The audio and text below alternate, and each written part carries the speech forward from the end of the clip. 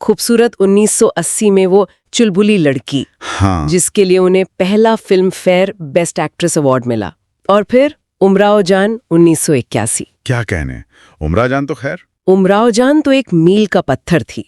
एक तवाइफ और शायरा के किरदार में उनका अभिनय इतना प्रामाणिक था, इतना डूबा हुआ कि उन्हें सर्वश्रेष्ठ अभिनेत्री का राष्ट्रीय फिल्म पुरस्कार मिला। उन्होंने कहा भी था कि उमराव मुझ में थी। हाँ बिल्कुल, ये शायद उस किरदार में उनके गहरे उतर जाने का सबूत है। इसी दशक में अमिताभ बच्चन के साथ उनकी ऑन स्क्रीन केमिस्ट्री मुकद्दर का सिकंदर 1978 और खासकर सिलसिला 1981 में। वो तो चरम पे थी। सिलसिला उनके साथ उनकी आखिरी फिल्म भी साबित हुई। हाँ, लेकिन वो सिर्फ मुख्यधारा के फिल्मों तक सीमित नहीं रहीं। यही उनकी खासियत थी। एक तरफ वो कमर्शियल सिनेमा की रानी थी, दूसरी तरफ उन्होंने कलयुग, विजेता, उत्सव जैसी समानांतर सिनेमा की फिल्मों में भी काम किया। सिनेमा जैसे कहते हैं। हाँ, पैरेलल सिनेमा। वो फिल्में जो मुख्यधारा के मसालों से हटकर यथार्थवादी विषयों और कलात्मक प्रस्तुति पर ज्यादा ध्यान देती थीं। इन फिल्मों ने उनकी अभिनय क्षमता की रेंज दिखाई। और फिर खून भरी मांग भी तो थी 1988। अरे हाँ, खून भरी मांग, एक बदला लेने वाली विधवा का किरदार, उसने उन्हें दूसरा फिल्म फेयर अवार्ड दिलाया और उन्हें एक तरह से महिला केंद्रित एक्शन फिल्मों का चेहरा बना दिया। बिल्कुल।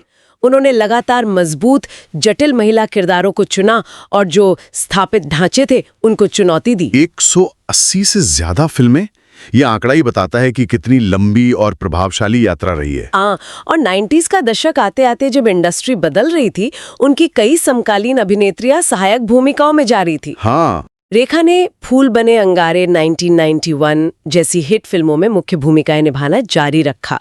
खिलाड़ियों का खिलाड़ी 1996 में तो उन्होंने एक नेगेटिव किरदार निभाया। वो मैडम नाया वाला रोल। हाँ, एक अंडरवर्ल्ड डॉन का, और उसके लिए बेस्ट सपोर्टिंग एक्ट्रेस का अवार्ड भी जीता। ये दिखाता है कि वो जोखिम लेने से कभी नहीं डरी।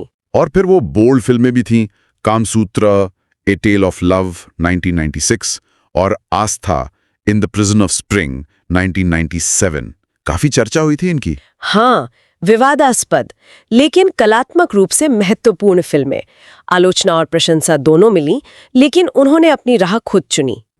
बिल्कुल। 2000 के दशक में उन्होंने सहायक किरदारों को भी गरिमा के साथ अपनाया। जुबाइदा 2001, लज्जा 2001 में उनके किरदार यादगार रहे। और कोई मिल गया और क्रिश में भी तो थी। हाँ, और फिर कोई मिल गया 2003 और क्रिश 2006 जैसी बड़ी व्यावसायिक